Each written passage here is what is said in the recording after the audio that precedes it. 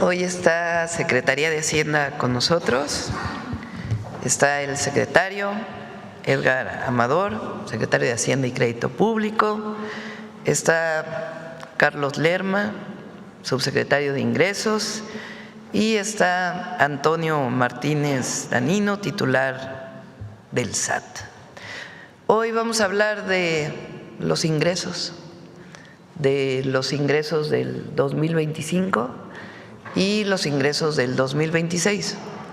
La recaudación de impuestos alcanza cifras históricas.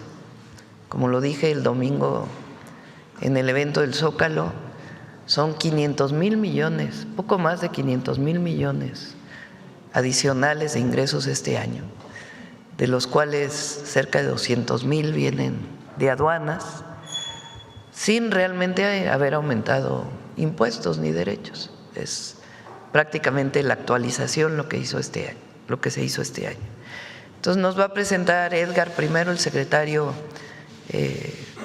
el tema en general, después Antonio, y después Carlos nos va a presentar, el subsecretario de Ingresos, cómo estamos viendo los ingresos para el 2026, que es lo que se va a aprobar en estos días en el Congreso. Entonces, primero Edgar, adelante. Bueno, y está Noemi. Buenos días a todas, a todos, con su permiso, Presidenta. Si podemos poner la presentación del SAT, por favor. Bueno, antes que nada, yo creo que es muy importante agradecer a todas las y los contribuyentes su aportación a los recursos públicos. No perdemos nunca la oportunidad, verdaderamente, de manera muy honesta y transparente, agradecerles su colaboración, su buena voluntad para contribuir a la hacienda pública. Vamos a repasar en la primera parte cómo va al corte los ingresos para el 2025. La última barra muestra, como mencionaba la Presidenta, los ingresos tributarios y no tributarios que forman parte, son la mayor parte de los ingresos públicos, están creciendo 9.1% en términos reales. En términos absolutos es una variación de 542,000 millones de pesos respecto del año pasado. Como pueden ver ahí, para el periodo enero-septiembre es el mejor comportamiento que tenemos. De esos 542,000, prácticamente 200,000 millones de pesos responden a una mejor recaudación en materia de comercio exterior, todos los impuestos ligados al comercio exterior que implican controles, lucha contra la corrupción, lucha contra el contrabando. Gracias a ello, el Servicio de Administración Tributaria, la NAM, la coordinación de la Subsecretaría de Ingresos ha hecho posible que en medio de un contexto económico donde el crecimiento ha sido un poco más moderado, tengamos un crecimiento muy sólido de los ingresos públicos. La siguiente, por favor. Respecto de la ley de ingresos, hay dos comparativas que son muy relevantes. La primera es cómo vamos respecto de la recaudación del año pasado. Esta es cómo vamos respecto de la ley de ingresos, respecto de las metas que nos puso el Congreso dentro de la ley de ingresos de la Federación. Aquí vamos también, en términos nominales, 470,000 millones de pesos por encima de la meta establecida en la ley de ingresos de la Federación, 3.3% reales en ingresos tributarios y 16.8% arriba en ingresos no tributarios, para un total de 4.6% en términos reales. En el circulito de la derecha vemos que el cumplimiento a septiembre de la meta anual, de la meta que nos fijan en la ley de ingresos de la Federación, vamos 77.8, casi 78% de cumplimiento en lo que va de este año. La siguiente, por favor. Carlos Lerma, el subsecretario de Ingresos, va a abundar más respecto de esta respecto a estas cifras. En lo que está a discusión en este momento en el Congreso de la Unión, la meta de ingresos para el siguiente año son casi 6.5 billones de pesos, un incremento de 4.3% en términos reales para los ingresos tributarios y no tributarios. La siguiente, por favor.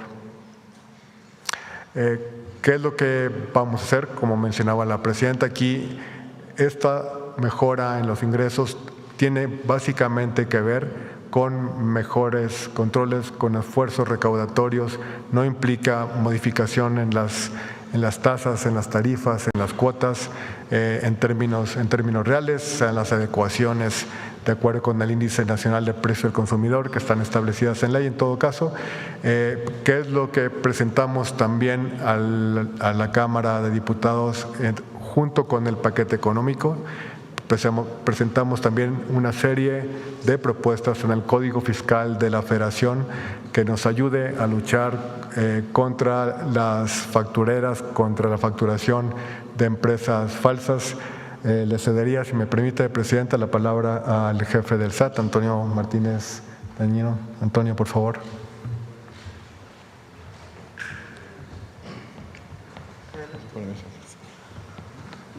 Con su permiso, Presidenta. Muy buenos días a todas y a todos. Secretario, subsecretario Noemí, gracias. Los resultados que acaba de mostrar el secretario de Hacienda son resultado de una recaudación histórica gracias al liderazgo de la presidenta, la doctora Claudia Sheinbaum Pardo, al fortalecimiento de la economía y pues que a todas y a todos los contribuyentes han cumplido. Hemos hecho algunas modificaciones, tanto internas en el SAT como las que se encuentran ahorita en el Congreso. La siguiente, por favor. Seguimos trabajando en favor de la sociedad e implementando controles para evitar la evasión fiscal. Una medida de control ante la inscripción de empresas falsas fue la modificación al proceso de inscripción al Registro Federal de Contribuyentes y a la firma electrónica con la que las empresas pueden facturar. El RFC y la firma ya no se dan el mismo día como se hacía antes, con el propósito de tener un mayor control de la facturación. Ahora las empresas deben comprobar que el domicilio es realmente el que están registrando y no de un socio o accionista que puede ser testaferro y puede simular las operaciones para no pagar los impuestos. Estas medidas son para reforzar el piso parejo en el pago de las contribuciones y en el bienestar de todas y todos los mexicanos. La siguiente, por favor. Combate a factureros. Esto se encuentra ahorita en el Congreso. Hubo una reforma constitucional el año pasado, se reforma el 19 de la Constitución, en el que la venta de facturas falsas ahora es un delito que implica una afectación grave al fisco federal. ¿Qué hacemos? Pues tenemos que modificar ahora el Código Fiscal para traer el artículo 19 constitucional al Código. ¿Y cuáles son las modificaciones? Uno, el procedimiento va a ser un procedimiento corto, va a ser un procedimiento abreviado de no más de 24 días. Dos, va a haber baja de sello para facturar desde el inicio del procedimiento. Siempre se va a dar el derecho de audiencia al contribuyente. Tres, los socios, accionistas, representantes legales que vendan facturas, pues ya no van a poder inscribir otra empresa y quien las compre se van a tener que corregir, sino también se les va a bajar su sello de facturación. Siempre se va, como ya lo comenté, a respetar el procedimiento de garantía y lo que se propone ahora va a ser prisión preventiva oficiosa para todas estas personas que no son contribuyentes y que están afectando al fisco federal. Todas estas medidas pues son para el beneficio de la población y para poner piso parejo en el pago de las contribuciones. Y esperamos que estas modificaciones se puedan aprobar. Como ya lo comentamos, hoy en día están en el Congreso. Muchas gracias.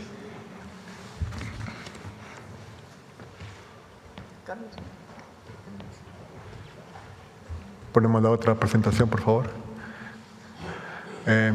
Ahora, respecto de los ingresos proyectados para el año 2026, que forman parte del paquete económico que hemos estado presentando en conferencia de prensa con los medios de comunicación y en las Cámara de Diputados y Cámara de Senadores. La siguiente, por favor. ¿Cuál es el principio? ¿No? Que no haya nuevos impuestos, no se modifica la ley de ISR, no se modifica la ley del IVA, se actualizan algunas contribuciones de acuerdo con el INPC, como está de acuerdo con la ley. Los principios rectores son el combate a la corrupción y los privilegios, el combate a la evasión y contrabando, como mencionaba, con las herramientas que mencionaba el jefe del SAT. Estamos previendo un crecimiento en los ingresos totales de 7.5 billones de pesos a casi 8 billones de pesos, 7.925.000 millones, un crecimiento de 5.8, con un crecimiento de 7.8% en los ingresos tributarios. Le cedería la palabra, si me permite, Presidenta, al subsecretario de Ingresos para que dé más detalles. Carlos. Gracias, con su permiso, Presidenta. Muy buenos días a todas y a todos. Como comenta el secretario, pues esta iniciativa que se presentó el pasado 8 de septiembre a las dos cámaras es un paquete elaborado bajo el principio del humanismo mexicano, que es parte fundamental de la Cuarta Transformación, y obviamente sigue los lineamientos de la Presidenta de la República, como ya lo señaló el secretario, de no crear nuevos impuestos y un combate frontal a la corrupción y al contrabando. Se basa principalmente en fortalecer la eficiencia recaudatoria a través de mecanismos de prevención, detección y sanción de conductas que afectan la hacienda pública, como son el contrabando y la evasión, con el fin de que todas y todos los mexicanos contribuyamos de una manera justa y equitativa. La que sigue, por favor. Dentro de la parte importante de las medidas para el combate al contrabando y a la evasión, hay dos propuestas fundamentales. Una es la reforma aduanera, que como comentó el día de ayer la Presidenta, fue autorizada el martes pasado por la Cámara de Diputados, y reiteramos nuestro reconocimiento a los diputados que apoyaron esta iniciativa que fortalece al Estado y que fortalece a México. Esta reforma también será discutida la próxima semana en el Senado, y estamos convencidos de que con las acciones que se están proponiendo, más las que se están implementando, reforzarán el marco jurídico y podremos continuar cerrando los espacios a la ilegalidad y continuar con resultados favorables como los que se han obtenido hasta la fecha en la recaudación aduanera. A septiembre de este año, los ingresos en las aduanas van 200,000 millones de pesos arriba de lo que íbamos en septiembre del 2024, lo que significa un 18.3% adicional al año pasado. Como ya lo comentó el jefe de SAT, otro de los temas relevantes es la modificación al Código Fiscal en lo que tiene que ver al combate a las factureras. Aquí solamente yo destacaría, en adición a lo que ya dijo el jefe del SAT, pues que es la reforma a la Constitución de 2019, ya tipifica como delito actividades relacionadas con las factureras, y con estas propuestas que se hicieron en el Código Fiscal de la Federación, lo que buscamos es inhibir y cerrar espacios para la creación de empresas con estas características y para mayor control, así como sanciones para aquellas personas que participen en estas redes que impactan las finanzas del país. La que sigue, por favor. También este paquete económico y particularmente el paquete de ingresos tiene una parte muy importante para coadyuvar al Plan México. Hay una serie de medidas que se toman en las diferentes leyes que se están planteando como iniciativas. Una es para apoyar a la planta productiva nacional y apoyar también la sustitución de importaciones. Se está preveyendo una serie de modificaciones aranceles de los productos y de las industrias sensibles del país.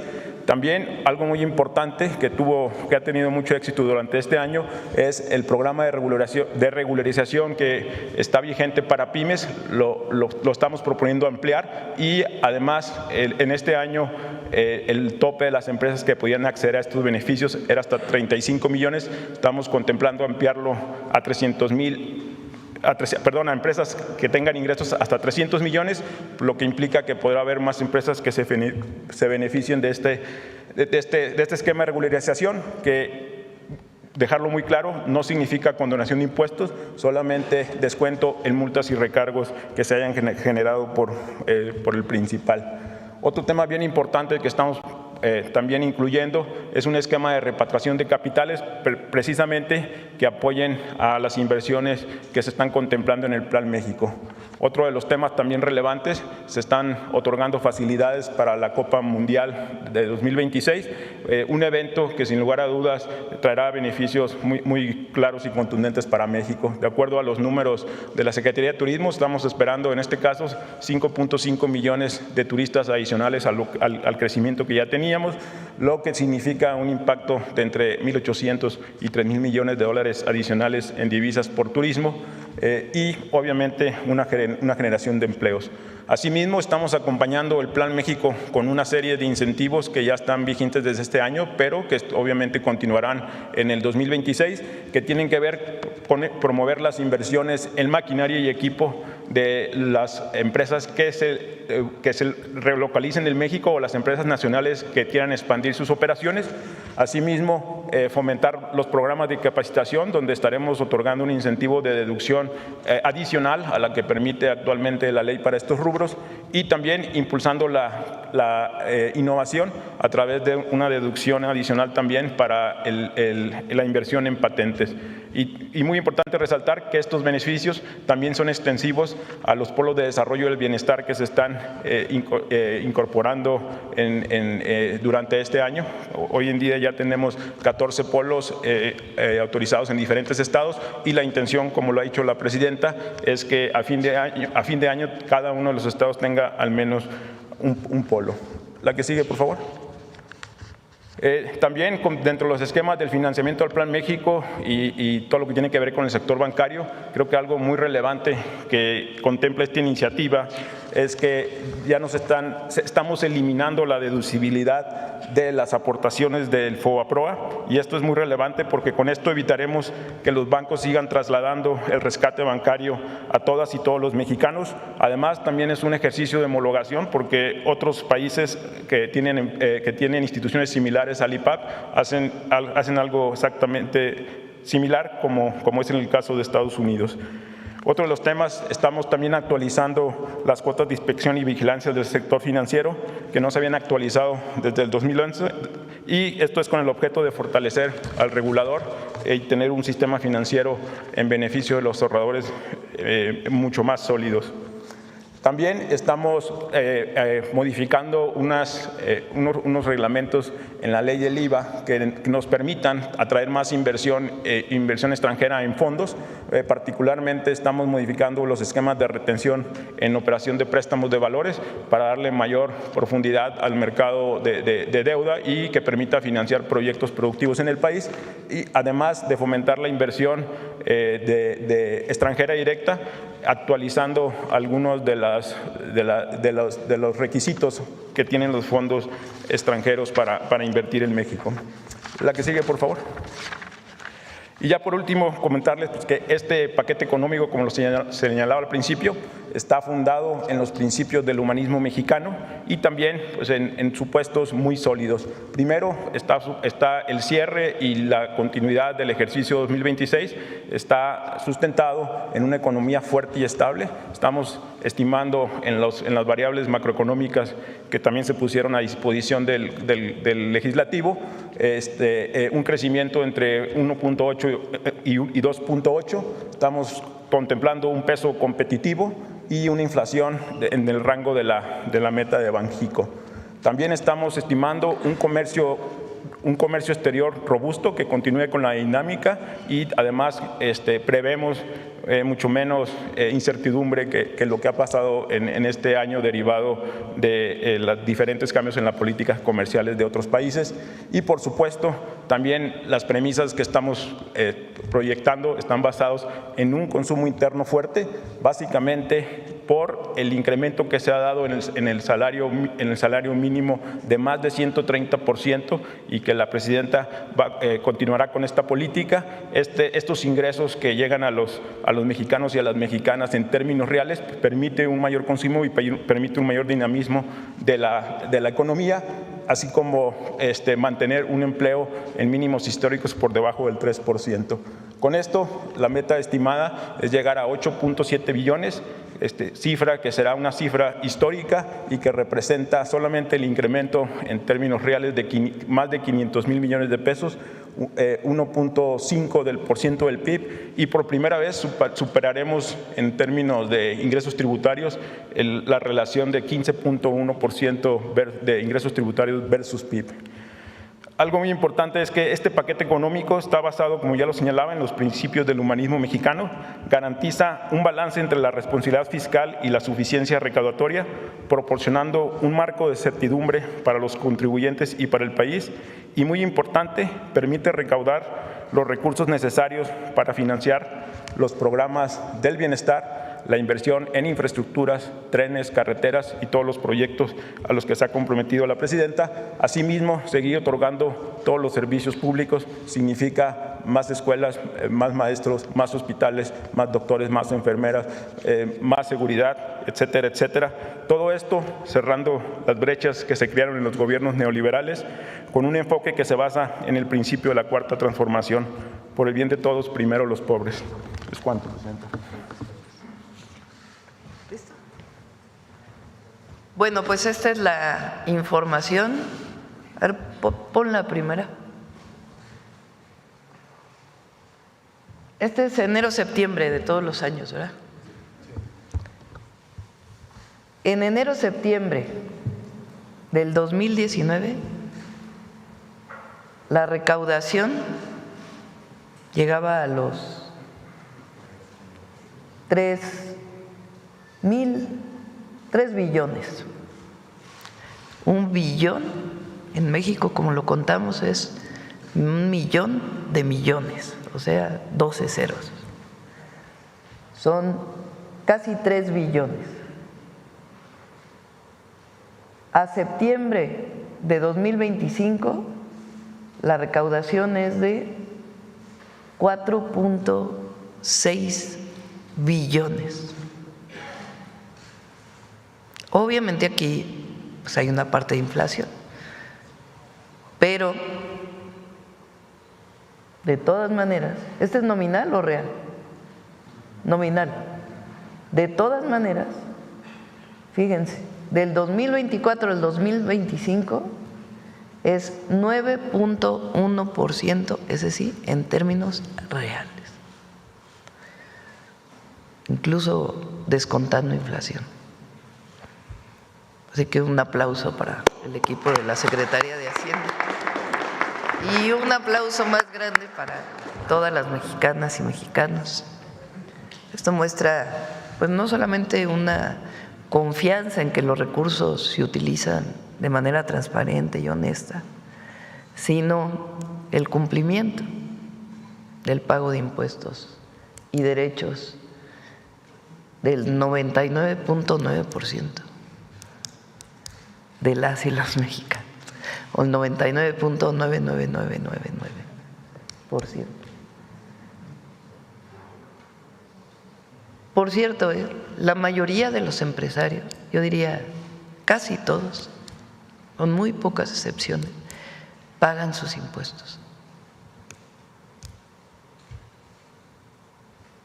Hay algunos que no, pero la mayoría, y también un agradecimiento, porque hay un pago a tiempo de los impuestos, y esto ya incluye el regreso del IVA, del ISR. ¿Por qué no platicas, Tony?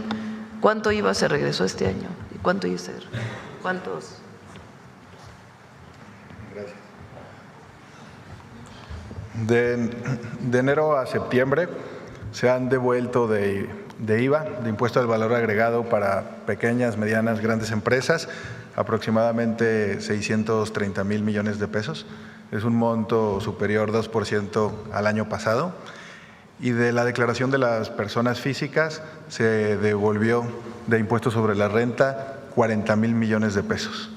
Y los contribuyentes han cumplido. Hubo también un aumento muy grande, como del 10% en las declaraciones de personas físicas. Digo, para aquel que diga, dejen la gráfica, para aquel que diga que no se devolvió el IVA o no se devolvió el ISR, en tiempo y forma se devolvió de acuerdo con la ley, lo que establece que debe regresarse en IVA y en ISR. Y luego la siguiente. Estamos esperando que el total de contribuciones al 2025, a diciembre, ¿no? Sea de casi 6 billones.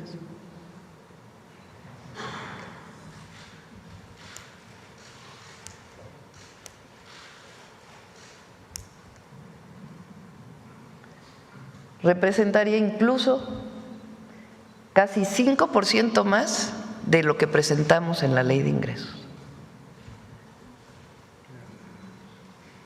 Y luego, la que sigue para el 2026, pues dada el buen trabajo y el cumplimiento de la ciudadanía, más algunas medidas adicionales, estamos esperando o estamos proponiendo un aumento de 496,000 millones de pesos de ingresos adicionales en el 2026.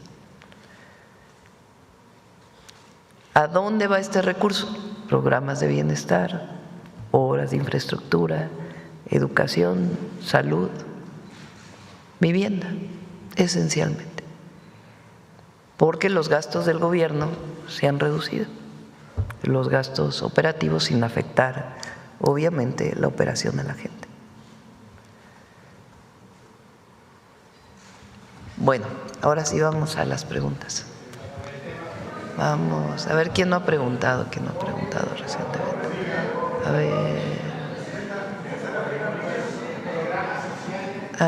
A ver al compañero ahí de Uno TV que no había preguntado, y luego acá, de acá.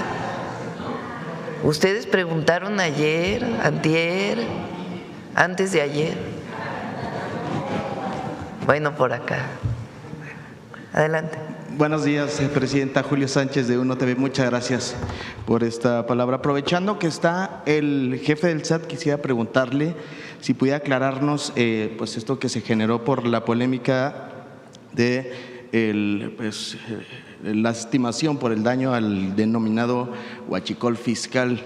La procuradora fiscal hace unos días dijo en Cámara de Diputados o estimó una cifra de 600,000 millones de pesos. Si pudiera darnos alguna cifra, ¿qué es lo que están estimando ustedes en este sentido, por favor, Presidenta?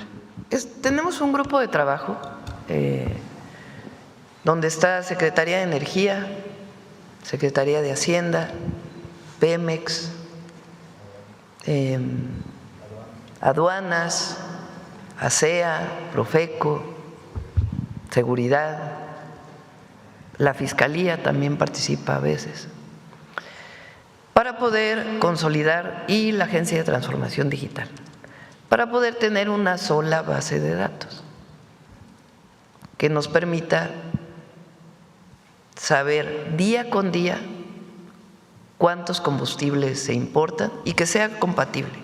Digamos, Pemex tiene su base de datos, Energía tiene la suya, la obligatoriedad de la información de los importadores es cada determinado tiempo, no es diario.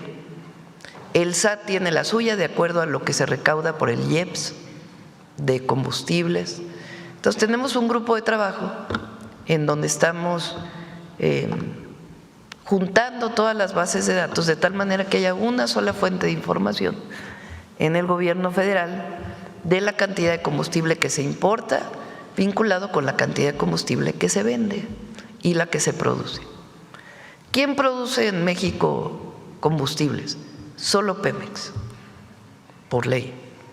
Solo produce, el único que tiene refinerías en México es Pemex. Tiene hoy 7 refinerías en el país, más Deer Park en Texas.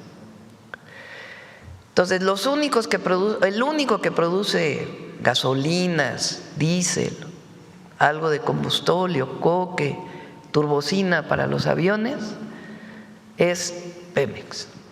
Entonces, ellos tienen pues los datos de producción. ¿Quién importa combustibles? Pemex importa todavía una parte y otra parte la importan privados. Eso se permitió a partir del 2015, con el cambio de la ley del 2013, pero el 2015 se permitió la importación por privados de combustibles. ¿Quién tiene la información de importación de combustibles? Pues la de Pemex la tiene Pemex, pero también la tiene Aduanas. Y también la debe tener el SAT, porque deben pagar el IEPS, los combustibles que entran al país. De igual manera, la tiene Secretaría de Energía. ¿Quién tiene la información de los privados que ingresan combustible? Aduanas, SAT, Energía, Secretaría de Energía. Las bases de datos pues son distintas, unas son en pesos, otras son en volumen.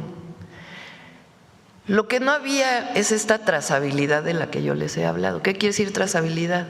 Que sepamos de lo que se importó, de la gota de gasolina, el litro de gasolina que se importó ayer, en dónde se está vendiendo, quién la transportó, dónde se almacenó, de ese almacén a qué gasolinera fue. Eso se cierra en octubre. En octubre vamos a tener ya toda esa información, no de una vez, sino en tiempo real, que nos permita garantizar toda esa información. ¿Por qué antes no existía una sola base de datos y la trazabilidad? Porque no estaba establecido en las leyes. El cambio constitucional y las nuevas leyes de energía y Pemex, de acuerdo a este cambio constitucional, nos permiten tener esa información. El otro día que estaba aquí, Secretaría de Energía, ASEA, se habló de que cada tractocamión, cada camión que traslade combustible tiene que tener un QR autorizado por Secretaría de Energía, que en el QR venga la información de dónde vino y a dónde va. Entonces, al cierre de octubre vamos a tener toda esta trazabilidad. A partir de ahí vamos a poder determinar, evidentemente, si se vende más combustible del que se importa y se produce, pues viene de algún lado, que es contrabando o no contabilidad. A partir de ahí vamos a poder contestar la pregunta de si todavía hay contrabando de combustible y de qué tamaño es. Presidenta, pero entonces la Procuradora Fiscal se aventuró en dar esta cifra, en esta estimación, o supongo sí, que participa lo que ella comenta es que en su declaración se refiere a una declaración que había dado un diputado, pero lo cierto es que más allá de los propios cálculos de la Procuradora Fiscal, hasta no tener completa esta base de datos, no podemos saber si hay venta de combustible que no está contabilizada en todos los ingresos. Se ha controlado muchísimo en todas las aduanas. A partir del encuentro de este buque en Tamaulipas, pues se siguieron una serie de protocolos mucho mayores de la entrada de buques y de la revisión de los pedimentos de combustible y de la revisión con laboratorios de qué trae cada buque en caso de que haya presunción de que trae combustible y no lo esté declarando. Entonces eso ha disminuido mucho gracias a la revisión que se está haciendo en aduanas. Muchas gracias, Presidenta. A propósito que hablan de del paquete del próximo año, también ayer estuvieron en Cámara de Diputados algunos empresarios, siguen pues preocupados por los impuestos, sobre todo el refresco y demás. En este sentido, ¿cómo darles certidumbre, tranquilidad de que no se van a ir a la informalidad? Esto es lo que ellos están planteando. ¿Por qué informalidad? Dicen que sería una salida ante pues, la afectación que puedan tener por el impuesto al refresco y demás a los pequeños negocios, pues sería salir de la formalidad pues como opción para hacerle frente a estos nuevos impuestos. No va a ocurrir. Es lo que han planteado. Sí, Ayer pero no tiene sustento. Las bebidas azucaradas se venden pues, en el último rincón del país. Y el objetivo, entiendo pues su preocupación, desde nuestra perspectiva es que se consuma menos. ¿Por qué queremos que se consuma menos?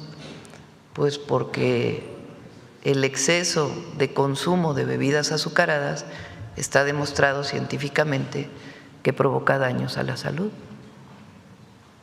Entonces, hay pláticas con ellos, con Secretaría de Salud, y puede seguir habiendo, porque deben promoverse pues bebidas más saludables, ¿verdad?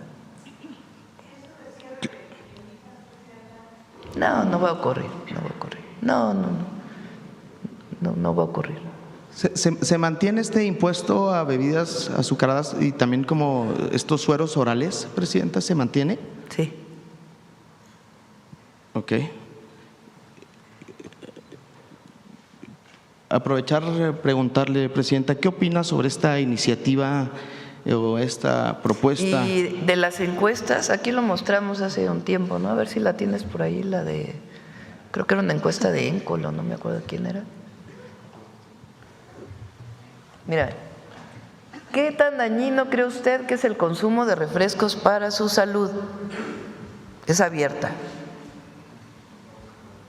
88% piensa que es muy dañino. La que sigue. ¿Tienen la siguiente? ¿Cuál es la principal razón por la que usted toma refresco? ¿Por qué es lo que me gusta tomar? ¿Por qué es lo que se toma en mi familia? ¿Por qué es lo que se vende en todos lados? 10%. Adelante. ¿Usted estaría de acuerdo en que se cobrara un impuesto más alto a los refrescos como medida para promover la baja en el consumo? Sí, 54%. Del 86% que sí consume refrescos. Adelante.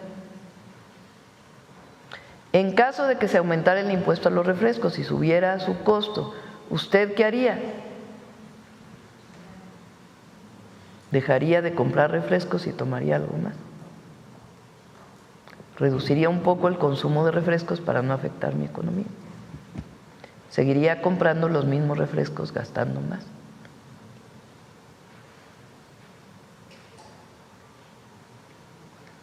Una lata, ¿cuánto más puede costar, Carlos? $1. Entonces, si se toma una diaria, por decir algo, entonces son $30 al mes. Si ya no se toma esa diaria, pues entonces en vez de tomar una diaria, se tomaría 4 veces a la semana. Tampoco es tanto, ¿verdad?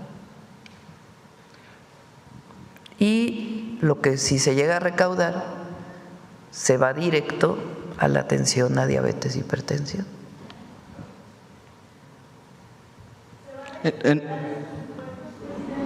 ¿Perdón? Gracias. En otros temas, Sí. Presidenta, quisiera preguntarle sobre qué opina usted sobre esta iniciativa de ley antimemes que está proponiendo un legislador de Morena. ¿Cuál es su opinión al respecto? ¿De cuál, perdón? Ley antimemes.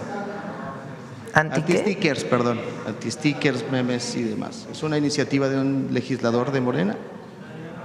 La verdad, para ser franca, no la ubico. Ok. En un último tema, hablando de legisladores, Presidenta, se ha generado una controversia con el senador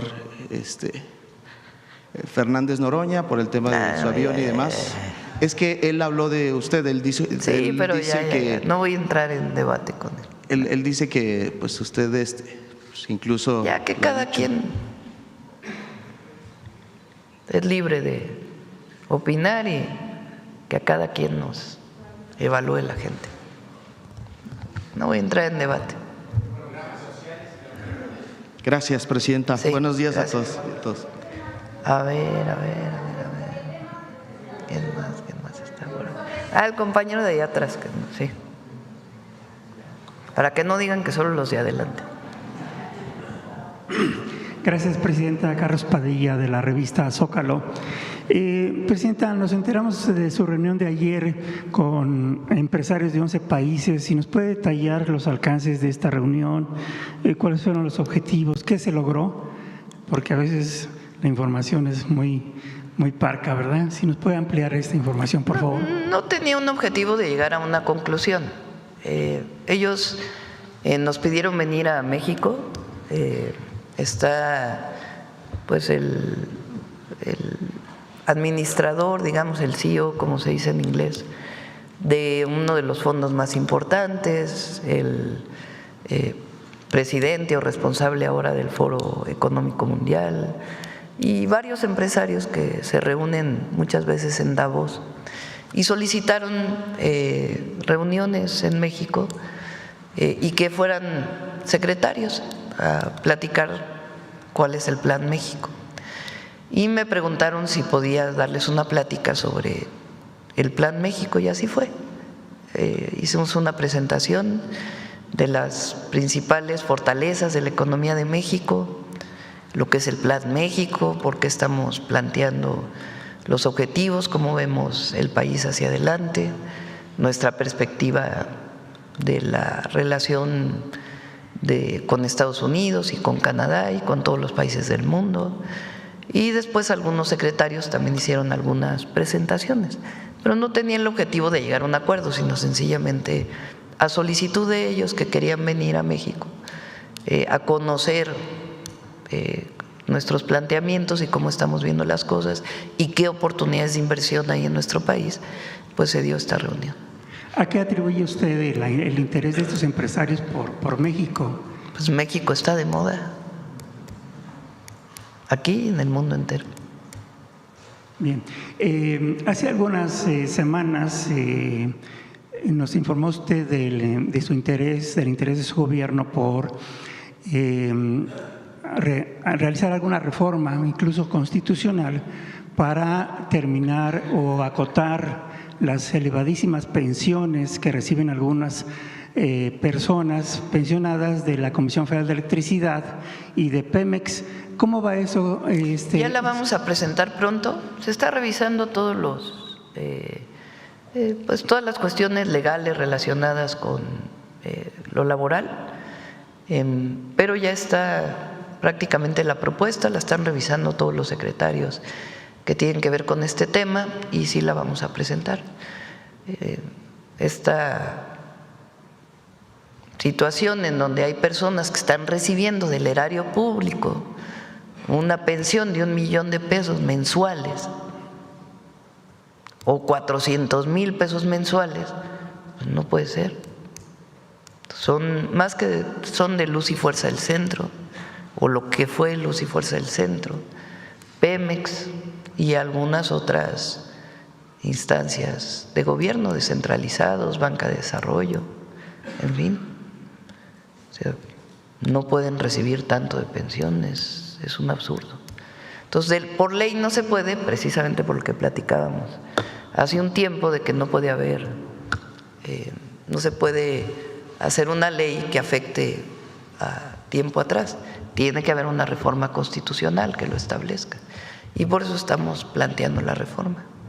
¿Nos podría adelantar algunos detalles? Porque cada mes estas personas se están robando a la nación, presidenta. Sí, yo creo que de esta semana, hacia finales de octubre, la presentaría. Bien, gracias. Bien. A ver, ¿quién más? A ver, el compañero para que nos diga. Gracias, presidenta. Primero, qué bueno que ya le informaron acerca de la declaración de la fiscal, sí, de la procuradora fiscal. No se había mentido sobre el tema. La procuradora dice que fueron reportados no es estimación, no menciona al diputado, dices fueron reportados.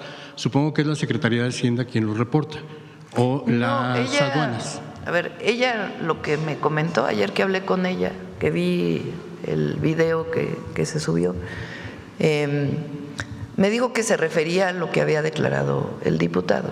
No hay un dato de Secretaría de Hacienda oficial de cuánto recurso significa el contrabando de combustible. No existe a la fecha. ¿Por qué no existe? Precisamente porque tenemos que cuadrar toda la información.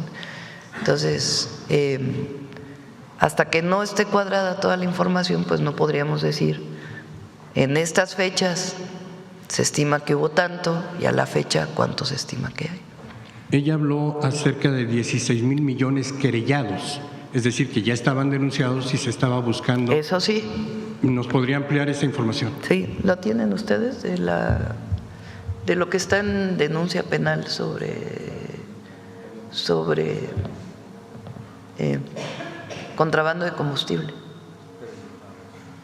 Pasa.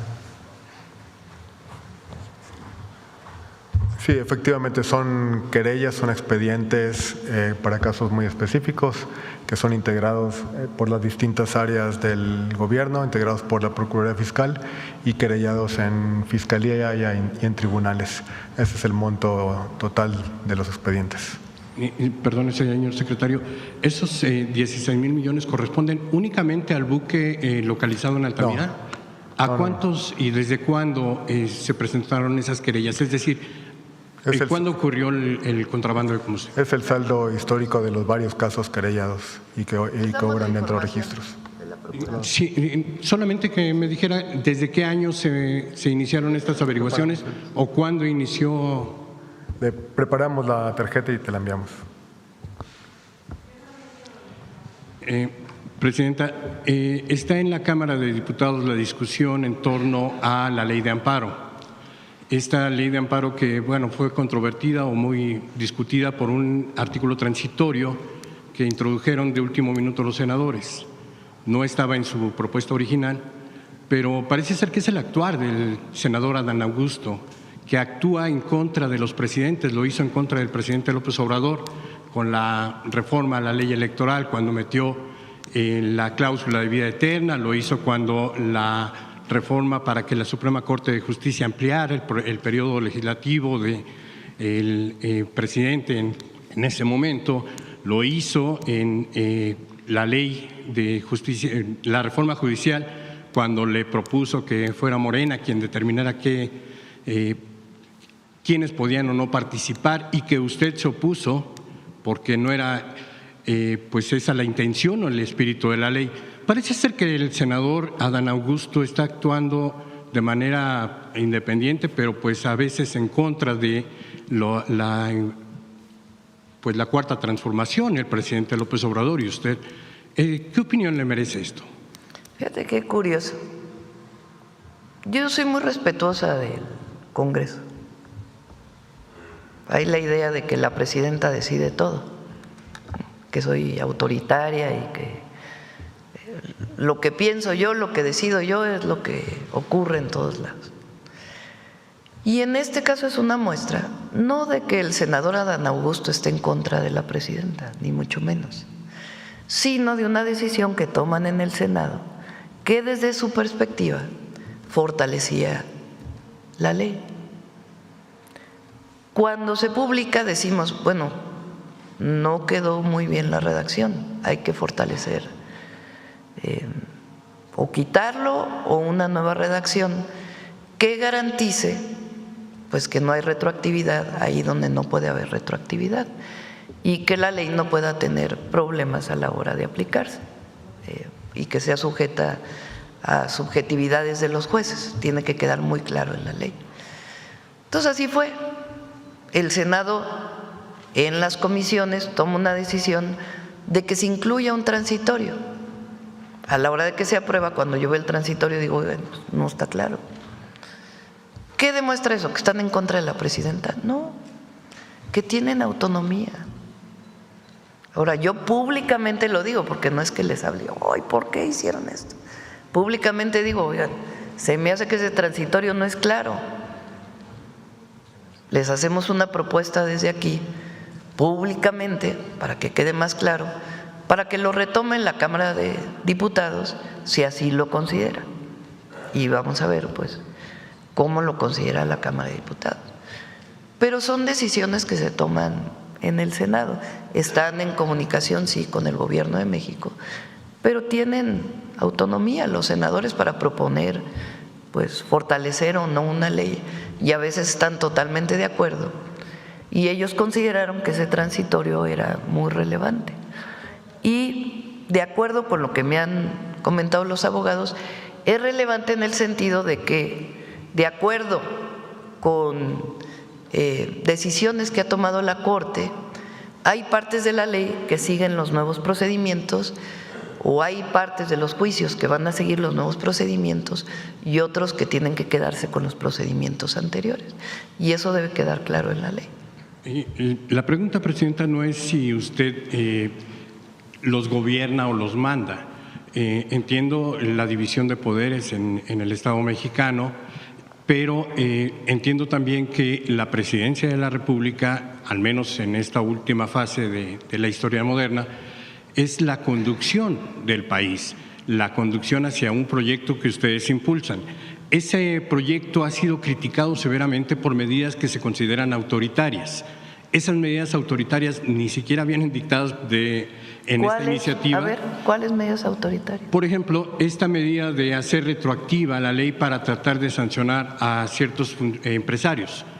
Esto no es el espíritu de lo que ustedes dicen representar. Pero si tú hablas con los senadores y la propuesta que hizo aquí el ministro Saldívar, el sentido que tenía este transitorio, dicho por los propios senadores, es que hay una parte, de acuerdo con jurisprudencias de la propia Corte y la Corte, digamos, los ministros de la Corte de antes, que establecen que en ciertos procedimientos ya se siguen las nuevas leyes, la nueva ley, y en otros deben seguir las anteriores. Entonces era el objetivo del transitorio, no castigar a un empresario o ser autoritario. Lo que pasa es que la redacción, desde nuestro punto de vista, no es clara y debe quedar completamente claro para que no haya subjetividades. Pero no tiene que ver con el autoritarismo de un senador u otro, sino con una consideración jurídica que debía quedar en la ley. Al no quedar claro, pues es mejor que se redacte nuevamente. Ajá. Esto también porque, de acuerdo con los criterios de la antigua Suprema Corte de Justicia de la Nación, estarían o tendrían prioridad los derechos humanos, los derechos de las personas. Eso es un criterio que se adoptó desde 2011 hasta ahora, pero con esta medida pues se estaba violentando. Usted ha hecho correctamente la definición, no corresponde a lo que tiene que ser. Pero bueno, quiero avanzar en el tema y quiero preguntarle, esta decisión pues de someterlo a un parlamento abierto, ¿no es muy apresurado? 2 días el fin de semana, no se va a escuchar a la gente si hacen parlamentos abiertos, si no lo escuchan. En 2 días y en fin de semana, ¿no recomendaría usted que tomaran un poco más de tiempo o por qué la prisa? Hay una nueva Corte y la reforma al Poder Judicial constitucional no solamente establece que jueces, magistrados, ministros, juezas, magistradas, ministras, sean electos por el pueblo o elegidos por el pueblo, sino que también establece que deben recortarse los tiempos para la impartición de justicia. Ya está en la Constitución. ¿Qué tiene que ocurrir para que la Constitución se cumpla? Modificar 4 leyes que permitan que, en efecto, en vez de juicios de 20 años, se reduzcan los tiempos para garantizar la justicia. ¿Qué tiene la ley de amparo? ¿Qué cambia en la ley de amparo que se está proponiendo? 1, reducir los tiempos. ¿Qué sigue garantizando? Porque no concuerdo contigo en que no se garantizan los derechos humanos con esta ley. Se garantiza el amparo, que es una de las figuras más importantes de nuestra Constitución y nuestra ley desde el 57. Se garantiza el amparo. ¿Qué es el amparo? La protección del ciudadano frente a un acto de autoridad. Si una autoridad acusa a un ciudadano de algo, la Fiscalía acusa a alguien de cometer un delito, la persona tiene derecho a ampararse y poder conseguir una suspensión. Y que la suspensión, si es a favor de quien está solicitando el amparo, le permita no ser detenido, por ejemplo, o no llevarse a cabo el acto de autoridad hasta que no se cumpla de fondo. Después viene una siguiente suspensión y después ya va el juicio de amparo. El juez determina, de acuerdo con el amparo y las condiciones de la acusación, si tiene derecho a la suspensión o no, aunque el juicio de amparo siga. ¿Qué queremos? Pues que no lleven, para protección también del ciudadano, pues que no se lleven 15 años un juicio de amparo, sino que se haga más expedito. Entonces, la ley tiene como propósito fundamental disminuir los tiempos. ¿Quién lo determinó? El cambio en la Constitución. Entonces, esa es la primera. Pero se salvaguarda el derecho del ciudadano a ampararse frente a un acto de autoridad, totalmente salvaguardado. ¿Qué se ha planteado? Que puede ser cuestionado. Que cuando la UIF congele una cuenta, no se permita la suspensión. Porque ¿qué es lo que pasa? Se congela una cuenta por presunto lavado de dinero. Ahora los jueces todo lo suspenden, todo, porque así está la jurisprudencia de la Corte y las leyes. ¿Qué pasa cuando suspenden? Pues entonces liberan la cuenta. ¿Qué pasa cuando liberan la cuenta? Sacan todo el dinero. Entonces, ¿qué se dice ahora en la ley? Cuando se congele una cuenta, se queda congelada hasta que termine el juicio, que va a ser más abreviado. Si en el juicio la persona demuestra ante el juez que el dinero que tiene ahí es lícito y que no hay lavado de dinero, pues se va a regresar todo su recurso. Si se determina por el juez que no, que sí hay lavado de dinero, pues entonces procede todo lo que tiene que ver con el juicio del lavado de dinero. Ese es algo nuevo que aparece en la ley, que cuando haya congelamiento de cuentas por lavado de dinero, no puede haber una suspensión para que la persona pueda sacar todo su dinero de inmediato. ¿Y cuál es la otra? Que cuando hay un juicio definitivo de la Corte, imagínense un caso donde una persona lleva 15 años litigando un pago de impuestos, por ejemplo. Ya pasó primera instancia y en la primera instancia le dijeron tienes que pagar. Pues él se va a segunda instancia. En la segunda instancia le dices tienes que pagar. El juez pues se va a la siguiente y así 15 años. Hay una decisión, bueno, te amparas frente a esa decisión y así 30 años y nunca se paga. ¿Qué dice ahora la ley de amparo?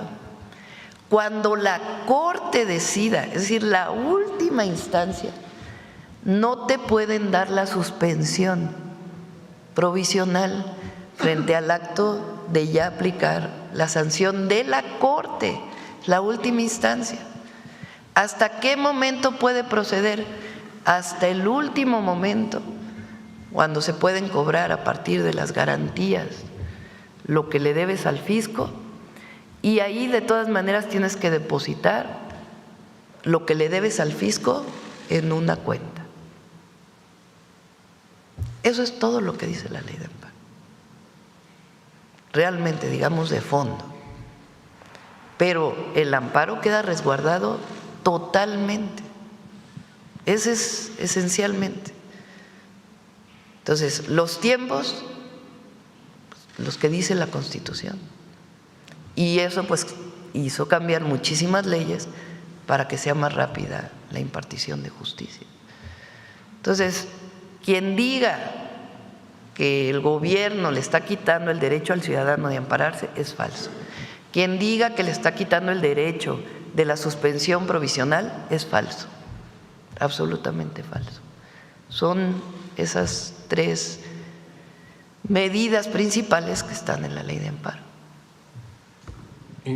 Presidenta, finalmente preguntarle, vemos una recaudación récord en aduanas. ¿Por qué o de dónde surge esa recaudación? ¿Qué fue lo que mejoraron o qué fue lo que descubrieron?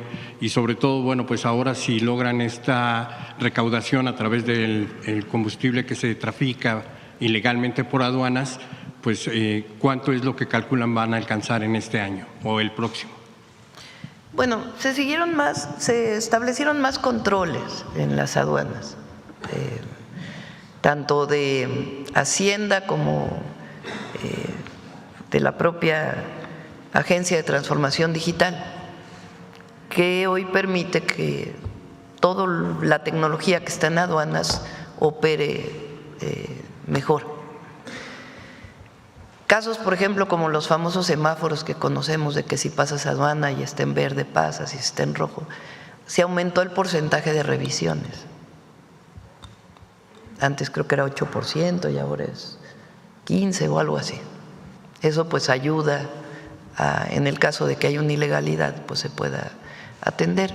Y algunas otras medidas de control, se están instalando rayos X que se habían comprado en la administración pasada y todavía no se instalaban porque no habían llegado, y distintas medidas. Y la otra pues es que yo decidí, ahora lo hago cada mes y medio, cada 2 meses, tengo reunión con todos los directores de aduanas y revisamos aduana por aduana si aumentaron los pedimentos, si disminuyeron, si hay más recaudación, si hay menos, por qué, y eso pues ayuda a tener mayores controles. ¿La tarjeta de hoy mismo? Hoy o mañana más tardar. Sí. Sobre el tema, a ver, la compañera, y luego tú casi no has preguntado. Buenos días, presidenta. Yaret Arciniega, de Revista Fortuna. Si nos permite una pregunta para el secretario. En el marco de la disciplina fiscal y de la sostenibilidad de finanzas públicas rumbo a 2026, ¿qué relevancia tiene la iniciativa para reducir la evasión a través de empresas factureras en el objetivo de pues mantener la relación deuda-PIB por debajo del 50%? Y también preguntarle si están considerando medidas adicionales de este tipo para seguir combatiendo la evasión fiscal y fortalecer la recaudación.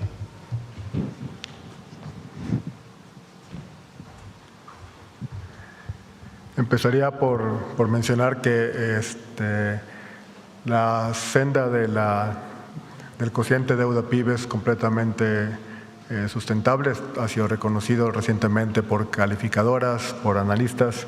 Los mercados han reaccionado de manera bastante favorable a la presentación del paquete económico y sus proyecciones. Tenemos el tipo de cambio por abajo de 18.40, las tasas de interés han bajado tanto en moneda nacional como en moneda extranjera. Creo que todo eso denota una confianza en las proyecciones de corto y mediano plazo para el país. El Servicio de Administración Tributaria, la Subsecretaría de Ingresos, la Agencia Aduanal tienen pues todo un paquete de estrategias y de tácticas y de herramientas. La lucha contra la elusión y la evasión es una de ellas, un componente muy importante, como mencionaba el jefe del SAT, es justamente de que estos contribuyentes que eluden sus contribuciones en un entorno en donde el 99.99% de los contribuyentes cumplen, pensamos que no es aceptable, es algo que nos incomoda mucho en la Secretaría de Hacienda, estas tácticas para eludir, y junto con la ley aduanera, el Código Fiscal de la Federación, los controles y los mecanismos que mencionaba la presidenta, el trabajo muy cercano con la Agencia de Transformación Digital, que yo creo que se nos ha olvidado mencionarlo dentro de las herramientas que han contribuido a este mejor desempeño de los ingresos públicos. Justamente la propuesta que ponemos en el Código Fiscal de la Federación va en ese sentido, ¿no? De establecer un piso parejo para todos los contribuyentes y evitar que aquellos que no cumplen con sus obligaciones lo hagan de manera puntual, sino, como mencionaba el jefe del SAT y el subsecretario de Ingresos, está también pues el menú de sanciones correspondientes. Muchas gracias. En el ámbito aduanero, ¿cómo se está comportando la devolución de impuestos al comercio exterior? En su más reciente informe de finanzas públicas mencionaron una recaudación adicional estimada de 70,000 millones de pesos derivada de las 1,400 nuevas fracciones arancelarias contempladas en la Ley de Ingresos. ¿Podrían detallar cómo ha evolucionado la devolución de impuestos y qué efectos está teniendo pues la nueva clasificación de arancelaria sobre las exportaciones y las importaciones? Bueno, ahí son dos cosas, ¿no? El tema arancelario es para el 2026. Ahora se hicieron algunas acciones como a la entrada de las minimis, les llaman, que son estos pedidos que se hacen de ropa principalmente. Ahí hubo un pequeño aumento, sobre todo por la evasión que había del pago de IVA principalmente. ¿Quién no paga IVA? Eso es importante. ¿Quién no paga IVA? Bueno, aparte de medicinas, alimentos, etcétera. En la importación y exportación, ¿quién no paga? El producto que llega a México, temporalmente, se le incorpora valor agregado en México y se exporta. Por ejemplo, electrónicos que vienen de Asia, de distintos países de Asia, entran a México, aquí hay maquilas que le incorporan un valor adicional y todo lo que entró se exporta. Entonces ahí no se cobra IVA. A esas industrias les llaman IMEX. ¿Qué es lo que estaba pasando? Que mucho de lo que entraba, que decía que iba para exportación, no se exportaba. Sobre todo el producto terminado, unos zapatos. Si importas unos zapatos de Asia y vienen completos, no necesitas ponerle ni las agujetas, pues ni modo que se exporten completos, ¿verdad? Porque si no nada más estaría triangulando la mercancía. Entonces se quitó esa facilidad de la importación temporal a muchos de los productos terminados, como los zapatos, por ejemplo, o una parte de lo textil. A otras, por ejemplo, que viene tela de otros lados y se incorpora a los vehículos que van de exportación, pues ese sí puede tener. Ahora nosotros queremos que esa tela se fabrique en México, una buena parte. Entonces están haciendo algunas adecuaciones a las importaciones. Pero los 70,000 millones de pesos estaban calculados para estos aranceles que estamos sugiriendo se pongan para todos los países con los que no tenemos tratado comercial. Dado que, en particular, China, pero no solo, planteó que no está de acuerdo y que sería bueno tener una mesa de trabajo, estamos teniendo esas mesas con distintos países para ver si adecuamos esto que presentamos al Congreso para su aprobación durante este año. Del ingreso adicional por cierre de importación temporal, habíamos calculado que eran como 10,000 millones, ¿verdad? ¿Sí, Tony, más o menos? ¿O cuánto era?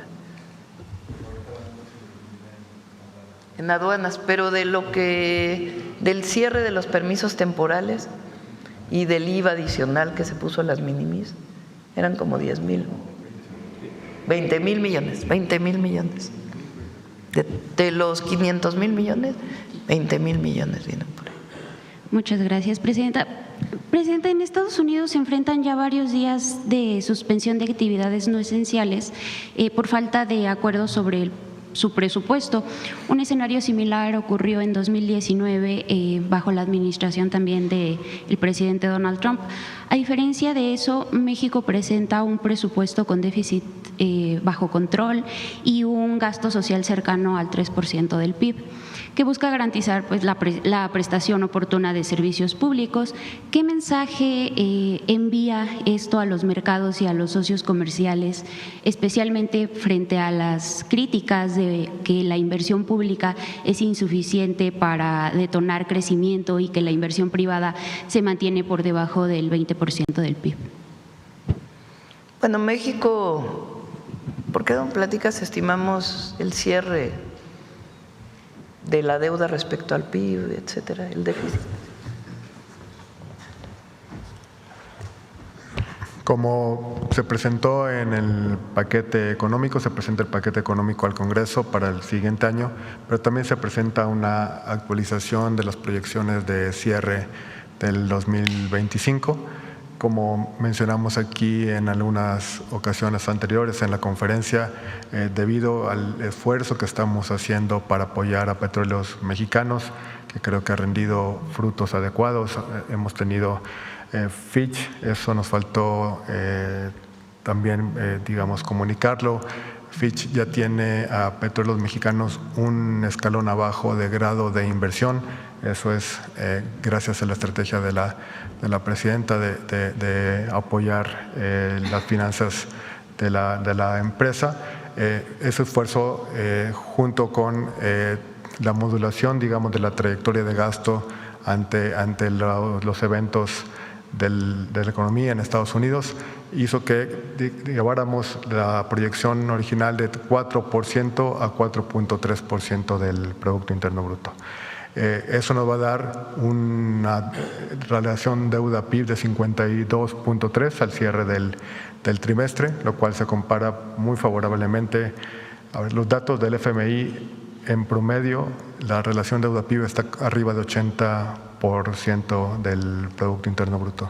Entonces tenemos una proyección muy cómoda, digamos, respecto del promedio de los países de desarrollo similar, y eso creo que se refleja en un buen comportamiento de los indicadores macrofinancieros, tipo de cambio, tasas de interés. Vale la pena recordar las tasas tanto de Petróleos Mexicanos como de Comisión Federal de Electricidad, como de la Banca de Desarrollo y del país, del gobierno federal, se han movido hacia abajo de manera muy importante en los últimos 3 meses. Entonces creo que es un mensaje de que la conducción del país está mandando un mensaje de confianza a mercados e inversionistas en general. Muchas gracias. En esa misma línea, ¿qué resultados se esperan del presupuesto de egresos de 2026 en términos de rentabilidad presupuestaria y de eficiencia económica de los recursos destinados a infraestructura y programas sociales? El año que entra, ayer justo o antier lo estábamos viendo, la inversión estimada por presupuesto federal y estatales el próximo año, aunque obviamente se tienen que aprobar los presupuestos de los estados, es de 2.5% del PIB. Un punto del PIB son como 300, este año son como 380,000 millones de pesos. El año que entra esperamos una inversión un poquito mayor, pero por ahí, 2.5, 2.6 del PIB. Los programas de bienestar el año que entra representan más o menos lo mismo, 2.5, o sea, juntos son 5% del PIB, que son recursos que entran directo a la economía, sin contabilizar las compras públicas, que es otra parte muy importante. Muchas gracias, Presidenta. Aprovechando la presencia del jefe del SAT, preguntarle qué acciones se contemplan para hacer efectivos los cobros a contribuyentes con sentencias firmes que no han pagado sus impuestos. ¿El SAT puede proceder al embargo de cuentas en estos casos? En particular, ¿podría informar si Grupo Electra ha exhibido alguna garantía o reserva por los impuestos que adeuda y si el accionista principal podría ser considerado obligado solidario como lo establece la ley. Son una serie de pasos. Si quieren, en otra ocasión presentamos esa parte de qué es lo que dice la ley respecto a una vez que la Corte o un juez determina que se deben pagar impuestos. Son una serie de pasos que tienen que seguirse.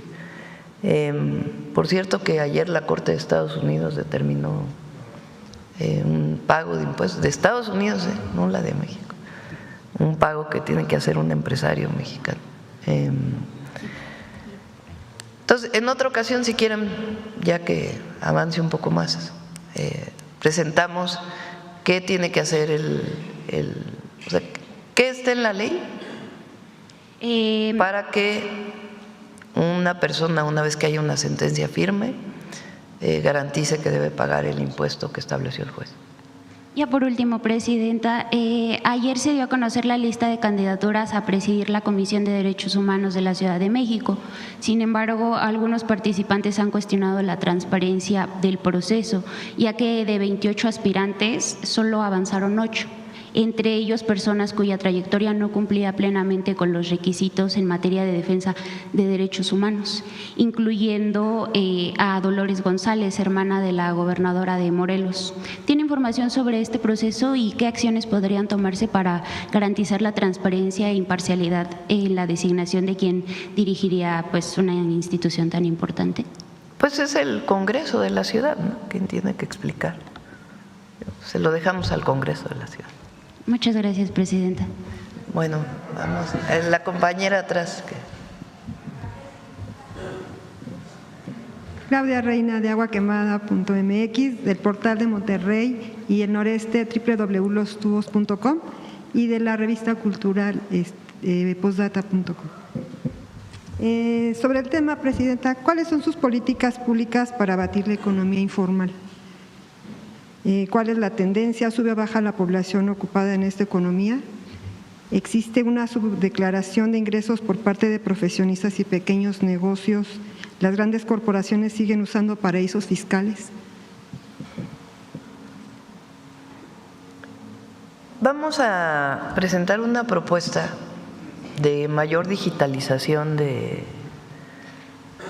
los pagos en el país. En general de la economía. Eso, por ejemplo, Brasil lo tiene India y ha sido muy favorable para sus economías. Entonces, lo está trabajando Secretaría de Hacienda y lo vamos a presentar muy pronto, de avanzar en los pagos digitales, que se utilice menos el efectivo. Eso no solo ayuda en seguridad, sino que da mucha facilidad a las personas. Eso ayuda también pues a fortalecer la economía, lo que se llama la economía formal. Ahora hay que decir que las personas cuando compran pues pagan IVA, ¿no? Eso, pues eso son todas las personas, ¿verdad?, que compran cualquier bien. Pero la digitalización nos va a ayudar mucho y ya vamos a presentar una propuesta sobre ello. ¿Por qué no explicas con más detalle el tema de las factureras, Tony? Porque es muy importante.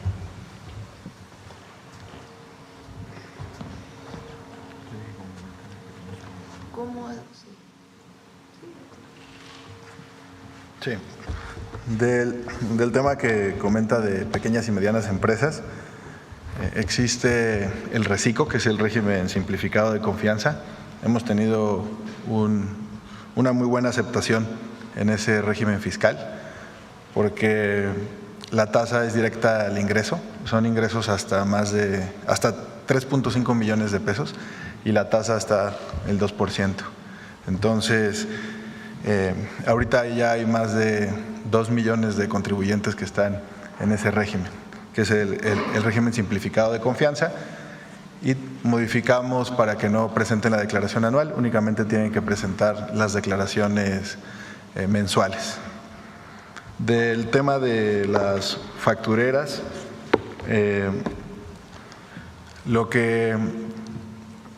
¿Por qué existen las factureras? Para no pagar el impuesto sobre la renta principalmente y para acreditar el IVA. El impuesto sobre la renta propio se calcula disminuyendo el ingreso menos los gastos. Entonces necesitas tener gastos pues para que puedas disminuir tu ingreso.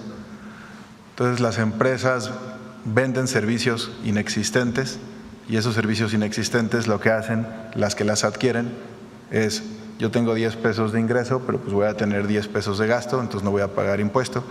O a lo mejor voy a tener 10 pesos de ingreso y tengo 12 pesos de gasto, tengo una pérdida fiscal. Entonces ha hecho daño a la hacienda pública y es por eso que ahora se está modificando, bueno, se modifica el artículo 19 de la Constitución y ahora el Código Fiscal. Lo que presentamos también sobre las empresas que se da de un mismo día. Anteriormente se estaba dando la inscripción al Registro Federal de Contribuyentes y la firma electrónica el mismo día. Entonces llegaba un testaferro a una oficina del SAT, daba su comprobante de domicilio, su acta constitutiva de la empresa, le dábamos la firma electrónica y empezaba a facturar. Y ya después de meses o un año después nos dábamos cuenta de que pues, la empresa no tiene domicilio y la empresa no existe. Ahora por eso se está haciendo en procesos distintos. Entonces estos procesos es primero, pues la persona física lleva su comprobante, le damos su RFC, que con el RFC no se puede facturar, y hasta que traiga un comprobante de domicilio a nombre de la empresa y que nosotros podamos verificar que la empresa realmente existe, pues entonces se le va a dar la firma. Es una medida muy importante que va a evitar que se propaguen las factureras. Y de las factureras se tienen dos estrategias, la estrategia contra el facturero que vende y la estrategia contra pues, la persona que las está consumiendo. Entonces, hemos enviado toda esta información de carácter penal, en su momento tanto a la Procuraduría Fiscal como a la Fiscalía General de la República, por defraudación fiscal y por compra y venta de facturas falsas. Gracias. Presidenta, en Agua Quemada detectamos que en la mañanera existen dos bloques, el de los medios corporativos como el Universal, Reforma, El Heraldo, Financiero, Proceso, y otros también del medio colaborativo operativos afines a la 4T, muy identificables por pleitesía que le rinden a usted cada vez que toman la palabra. Hay una minoría segregada en la mañanera, a pesar de que asisten todos los días a este ejercicio de libertad de expresión, pero ni participan en la rotación para las primeras filas ni les conceden la palabra. Entendemos que la democracia tiene por fin principal asegurar la igualdad, no solo de las posibilidades, de las oportunidades. Presidenta, ¿cómo resolver este problema antidemocrático? ¿Quiénes son? Los que no les damos la palabra.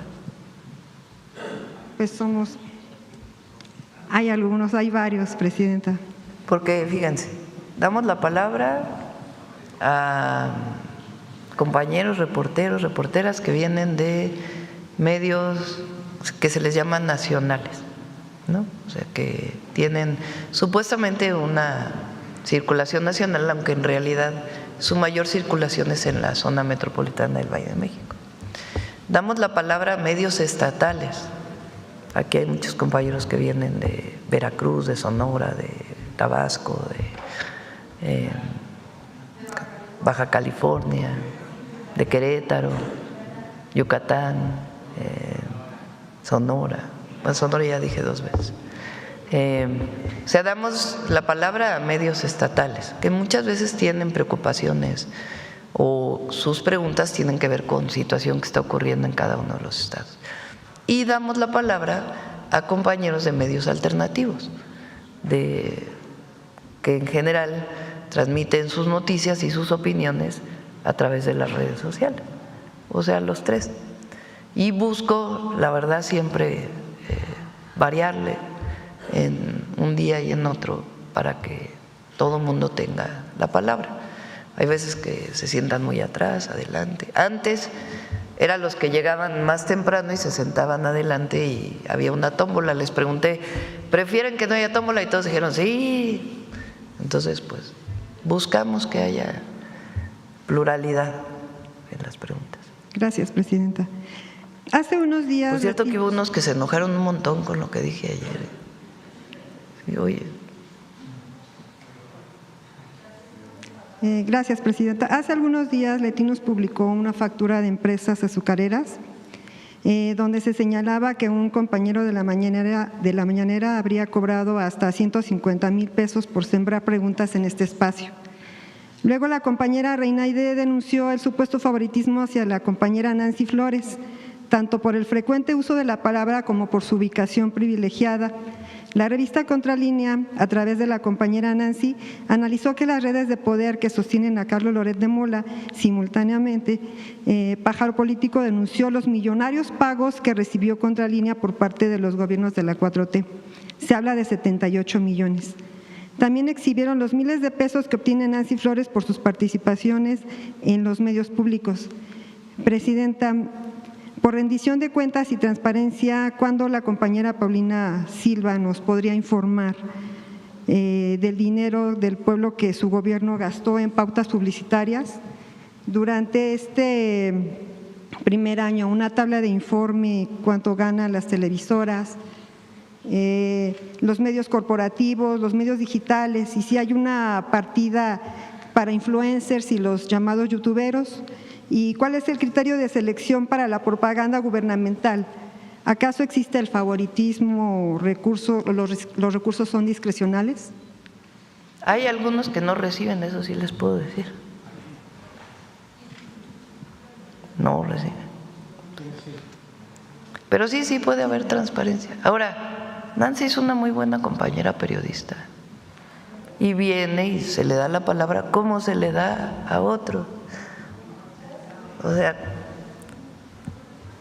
por ejemplo, ¿quiénes preguntan normalmente que no coinciden con nuestros puntos de vista? Reforma. A la compañera de Reforma le damos muchísimas veces la palabra. El compañero de Uno TV, que a veces no coincide con nosotros y hace preguntas, le damos la palabra. Aunque hagan, es la verdad.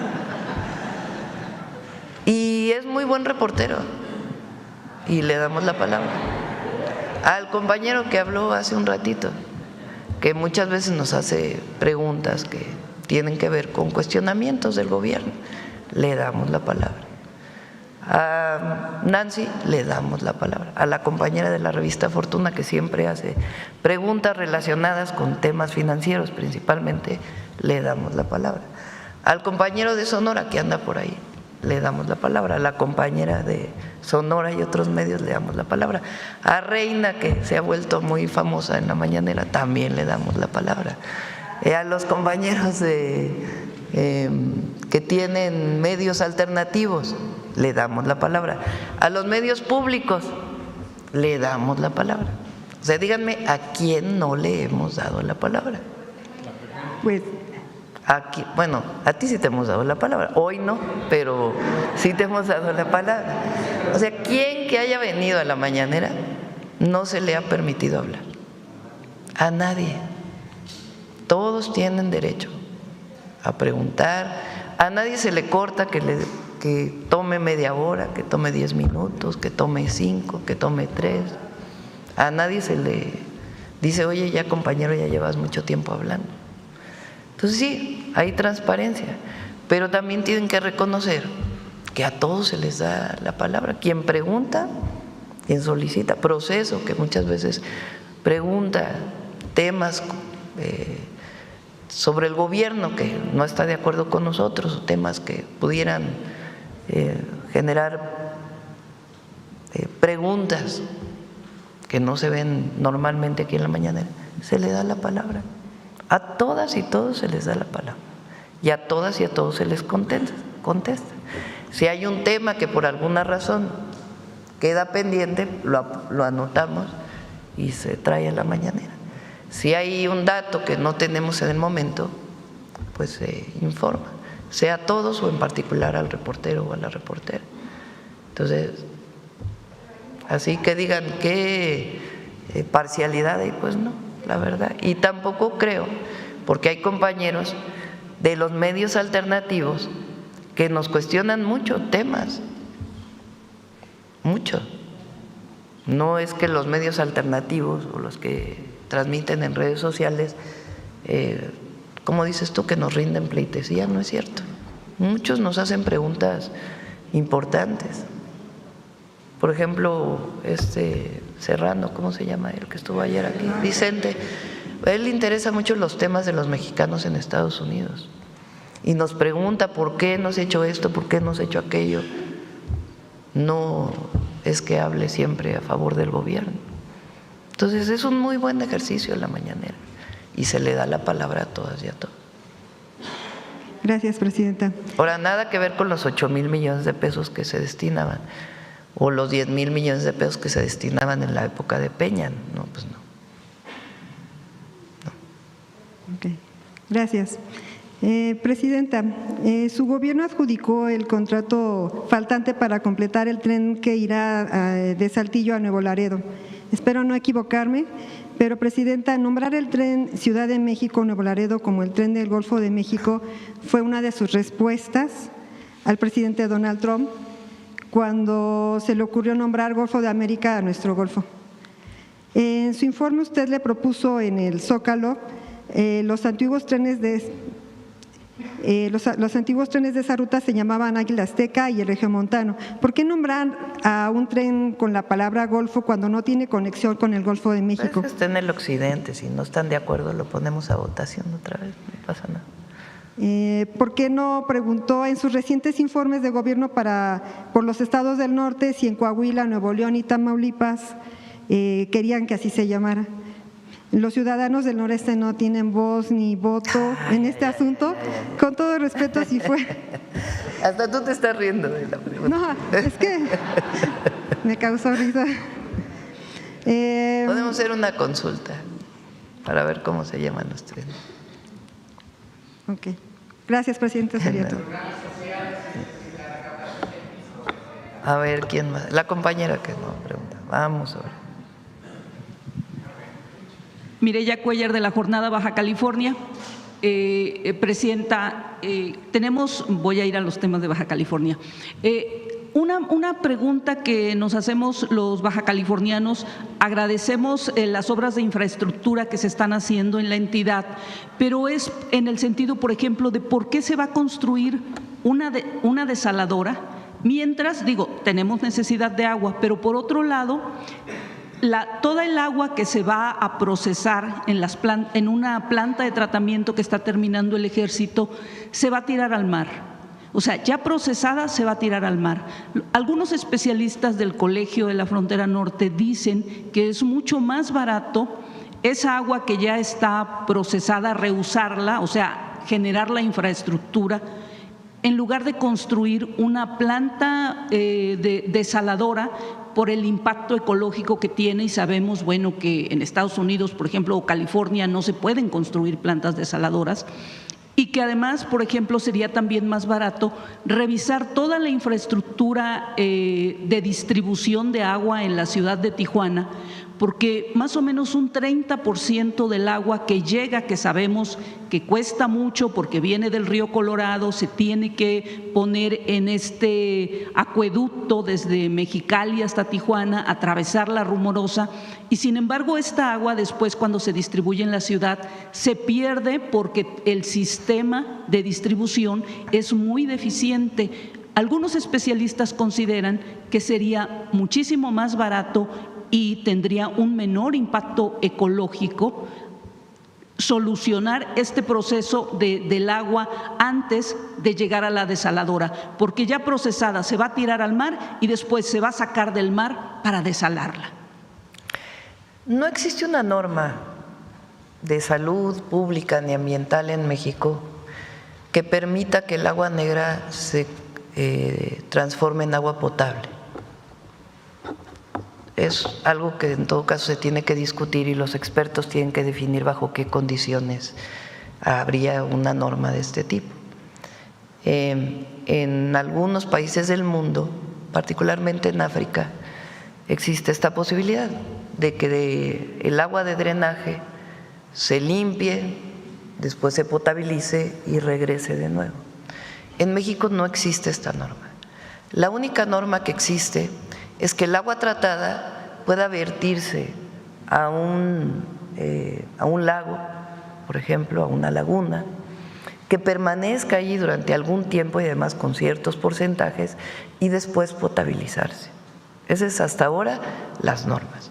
Tendría que haber una norma para poder determinar que el agua de desecho de Tijuana pudiera utilizarse de nuevo como agua potable y tendría que garantizarse evidentemente la calidad. Entonces, hoy por hoy no se podría. Tiene Secretaría de Medio Ambiente con Secretaría de Salud que trabajar una norma de este tipo. En Querétaro, uno de los proyectos era precisamente esto. Hay áreas en nuestro país donde sí se puede, por ejemplo, la presa Madín en el Valle de México, que recibe agua pluvial, muchísima agua pluvial y algo de agua de desecho, se estabiliza y a partir de ahí en cierta época del año puede potabilizarse para entrar nuevamente a las redes de agua potable. Entonces, eso es lo primero. Lo segundo, hay un estudio muy detallado de que en efecto, aun cuando se mejorara la situación de fugas en Tijuana y Rosarito, de todas maneras hace falta más agua por el crecimiento de la población. Tijuana hoy es creo que es si no es el municipio con mayor número de habitantes, son 3 los de mayor número de habitantes. Iztapalapa en la Ciudad de México, que es alcaldía, Ecatepec en el Estado de México y Tijuana, son los 3 municipios con más habitantes en el país. Tijuana por lo menos tiene los habitantes de 18 y más años, o sea, tiene más habitantes de 18 y más años. Tijuana es el municipio donde más votantes hay de todo el país. Entonces ha crecido mucho Tijuana y toda su zona metropolitana y requiere en el estimado, además de mayor crecimiento de este municipio, que se requiere más agua. Entonces el estudio de la desaladora y las condiciones en que tiene que darse por su impacto ambiental que pudiera ocasionar se están revisando por la Secretaría de Medio Ambiente y se considera que es una opción viable porque de todas maneras se requiere más agua. Hay otra desaladora que está en Los Cabos, en Baja California Sur, que se está construyendo pues por necesidad de este municipio que también está creciendo de manera muy importante. Y, Presidenta, con otro tema que también tiene un poco que ver con el tema del agua, el Distrito de Riego 014 del Valle de Mexicali y Río Colorado es el único del país que, bueno, no firmó el Plan Hídrico Nacional. Ha habido ahí un proceso para consensar y convencer a los productores, pero bueno, en Baja California y particularmente en este distrito hay un problema con la venta de agua. Hay un banco de agua que entiendo que tiene cierto respaldo jurídico, ¿no?, que es el que controla, y ahora, bueno, el agua se le vende al municipio de Tijuana. Por ejemplo, Tijuana cada cuando empieza el otoño, ahorita a partir del 1 de octubre ya agotó la cantidad de agua a la que tiene derecho por los acuerdos del Río Colorado y tiene que comprar el agua al distrito de riego. La compra Tijuana, la compra Rosarito, Tecate, todos los municipios de la zona costa que no tienen otra fuente de abastecimiento.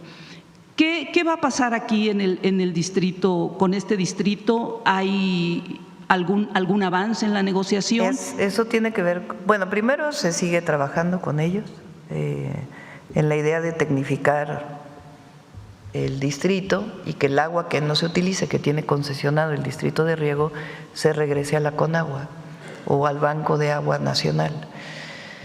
A partir del cambio a la ley ya no se van a poder transmitir estos derechos, ya no va a poder haber esta venta. Esa es una de las propuestas que enviamos con las modificaciones a la Ley de Aguas Nacionales. Presidenta, o sea, tiene que regresarse a la Conagua. El agua que no se use ya no se va a poder vender, comercializar directamente, sino que tiene que regresarse a la Conagua para que en todo caso se le concesione durante una época del año, pues directamente a los municipios. Presidenta, hay una preocupación también de algunos productores y legítima que dicen que el negocio del agua, que es ahora de un sector de productores, podría convertirse en un negocio de la Comisión Nacional del Agua o de algunos funcionarios, no una cuestión institucional. Entonces, bueno, yo le comento esto porque ha habido en el pasado venta, corrupción, y no ha sido solo de los productores, ellos han tenido que hacer negociaciones, acuerdos con algunos funcionarios que tienen o mucho tiempo en la Conagua o mucho tiempo en la Conagua local, ¿no? en el manejo local del agua. Entonces, Eso es justamente lo que ha venido presentando Efraín Morales con Mauricio.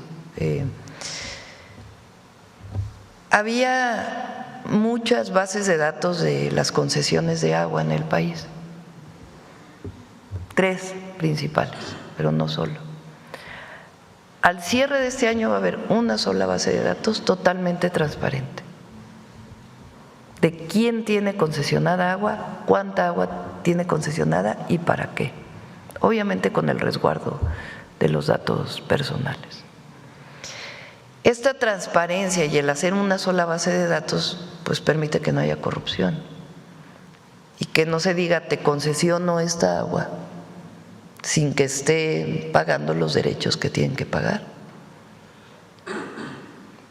La única concesión de agua que no paga derechos es el agua de riego agrícola, por considerarse pues que es necesaria para la alimentación. Todos los demás, incluidos los municipios que tienen concesionada agua, pagan agua por su concesión. Los industriales pagan la concesión del agua. Lo que nos parece injusto es que si estás recibiendo agua de la nación y no pagas derechos, tú lo vendas para beneficio de algunos. Eso es lo que desde nuestra perspectiva no está bien. Si no usas esa agua que tienes concesionada para riego, pues regrésala al Banco de Aguas Nacionales y de manera transparente se concesiona al municipio que la va a consumir y que pague los derechos que corresponden. Y Presidenta, yo quisiera ir, perdón a los compañeros porque son los temas de Baja California y alguno particularmente, por ejemplo, de Tijuana, un tema muy importante. En la última parte de la administración del presidente Peña, Banobras le dio al municipio de Tijuana 1.600 millones de pesos para construir a fondo perdido un sistema de transporte que le llamaron el Sistema Integral de Transporte de Tijuana, que la idea original era una especie de metrobús por las principales vialidades de la ciudad. Bueno, hubo ahí muchas historias de corrupción. Finalmente, el municipio no canceló este proyecto, aunque están ahí vandalizadas estaciones que costaron millones de pesos, puentes, ¿no?, que no se usan para nada porque el proyecto fue un fracaso. Como hubo mucha corrupción, se generó un diseño no por donde debería pasar, sino por donde los transportistas y algunos miembros del municipio decidieron que debía pasar, porque aquí el municipio cada año le iba a dar dinero, estos negocios privados con recursos públicos le iba a garantizar a las empresas cierta cantidad de personas que iban a transportar por la ciudad. Yo sé que usted no puede tener aquí todos los datos de qué pasa con Banobras y todo esto, pero los gobiernos subsecuentes, o sea, el último priista fue el municipal priista fue el que firmó los acuerdos con Banobras. Después vinieron gobiernos del PAN y ahora hemos tenido 2 gobiernos de Morena. Nadie sabe qué hacer con toda la infraestructura que se está echando a perder en Tijuana del sistema de transporte, pero ningún presidente municipal ha querido tomar una resolución sobre ese proyecto, porque lo que dice la legislación es que el municipio tendría que haber devuelto los 1.600 millones de pesos que Banobras le dio para ese proyecto a fondo perdido, pero los tendría que regresar si la obra no llegaba a su fin. La obra no se hizo, no hay este sistema de transporte en Tijuana, es muy malo el transporte público de la ciudad, y yo lo pregunto aquí y me gustaría mucho, yo no vengo siempre, no, pero sí me gustaría mucho que en algún momento Banobras nos pudiera explicar cómo es que esto ha sido posible, y no porque yo quiera que Tijuana le devuelva a Banobras el dinero, pero son recursos públicos, sí, son que 1.600 millones de pesos y toda la infraestructura está ahí vandalizada, echándose a perder. En algún momento yo he estado preguntando qué van a hacer con este sistema de transporte a medias que se construyó en Tijuana y no hay una respuesta y por eso la estoy planteando aquí. Sí, pedimos a Banobras que transparente el tema y que podamos dar una solución. Con gusto. Muy bien. 9:23, ¿quién más? Yo creo que ya, ¿no? Ya dimos. Cerramos por hoy. Mujeres en la historia. Vamos, Noemi.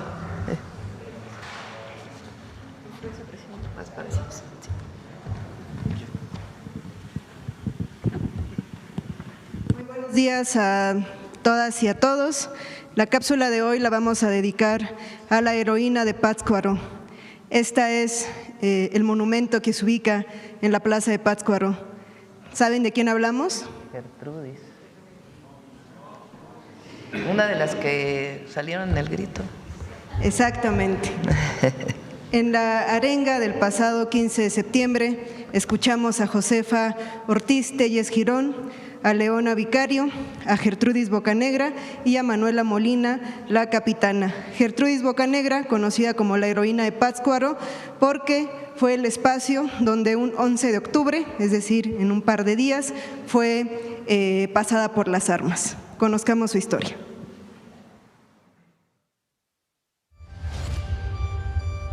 María Gertrudis Bocanegra Mendoza nació el 11 de abril de 1765 en Pátzcuaro, Michoacán. Su padre, Pedro Javier Bocanegra, era un comerciante español y su madre, María Feliciana Mendoza, una mestiza descendiente de un cacique indígena. Su familia ocupaba una posición media en la sociedad colonial, por lo que Gertrudis tuvo acceso a una educación elemental. A los 19 años, y a pesar de la oposición de su padre, contrajo matrimonio con Pedro Advíncula de la Vega y Lazo, un miliciano mulato. En 1810, cuando estalló la Guerra de Independencia, la familia de Gertrudis apoyó de inmediato la causa insurgente. Una de sus hijas se casó con un coronel insurgente y Gertrudis convenció a su esposo y a uno de sus hijos, de 17 años, de sumarse a las fuerzas rebeldes de Michoacán. Sin embargo, ambos morirían en la batalla de Puente de Calderón, en la que Miguel Hidalgo fue derrotado el 17 de enero de 1811. A pesar de la gran pérdida familiar, Gertrudis continuó apoyando la lucha por la independencia junto con sus hijas. Durante un tiempo colaboró entre Pátzcuaro y Tacámbaro como espía, mensajera y reclutadora de tropas. Más adelante se asentó en Pátzcuaro y desde allí mantuvo su apoyo a la insurgencia por años a través de la recolección de dinero y armas, la recopilación de información y haciendo labor de convencimiento a favor de la causa. En 1817, Gertrudis se involucró en una red de conspiradores que tenían el objetivo de apoderarse de Pátzcuaro y fortalecer la campaña que el guerrillero español Javier Mina pretendía lanzar sobre el Bajío. Los involucrados en el proyecto intentaron convencer a soldados realistas de cambiar de bando y sustraer armas de los almacenes del gobierno. Gertrudis fue detenida en una de esas acciones y sometida a interrogatorio. A pesar de la presión y las amenazas, se negó a delatar a sus cómplices. Fue sentenciada a muerte por apoyar a la independencia, sedición y conspirar contra la autoridad del rey. El 11 de octubre de 1817, a los 52 años de edad, Gertrudis Bocanegra fue fusilada al pie de un fresno en el centro de Pátzcuaro. De acuerdo con algunos testimonios, antes de morir pronunció un discurso en el que alentaba a continuar la lucha por la independencia y a rebelarse contra las injusticias del régimen colonial. En 1823, el Congreso Constituyente reconoció el papel trascendental de Gertrudis Bocanegra y de sus hijas en la lucha por la independencia, otorgándoles una pensión, decisión que fue ratificada por el gobierno de Guadalupe Victoria. Gertrudis, la heroína de Pátzcuaro, así como muchas otras mujeres que se sumaron a la causa insurgente, no alcanzó a ver a su nación libre. Sin embargo, todas sus acciones fueron fundamentales para el posterior triunfo de la independencia de México.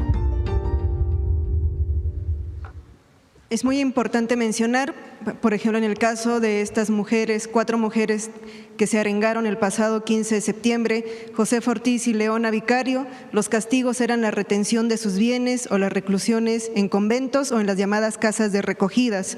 Manuela Molina, la capitana, murió a causa de las heridas generadas en guerra, pero hubo mujeres como Gertrudis Bocanegra, Carmen Camacho, que fueron pasadas por las armas y además de todo fueron eventos públicos a manera de escarmiento para el resto de las mujeres. Es decir, también estamos hablando pues de una violencia física, simbólica, donde le decía a las mujeres, este va a ser tu destino si sigues en la insurgencia. Recordemos que en el caso de Carmen Camacho además se le colgó este cartelón anunciando su delito, que según su juicio decía, por adicción a la insurgencia. Por adicta a la insurgencia también era una manera pues de mostrar el destino de las mujeres que se incorporaban a la condición de ser mujer. Recordemos que también las atraviesa otras condiciones, como ser indígenas, afrodescendientes, migrantes, y los destinos determinaban mucho pues su condición social en ese momento. Y bueno, en el caso de mujeres como Gertrudis o de la propia Carmen Camacho, pues esta condición social no las libró de ser pasada por las armas, de castigos físicos en algunos casos, y bueno, muchas veces también en la historia en el olvido, pero eso es lo que estamos reivindicando cada jueves. Muchas gracias. Gracias. Buen día.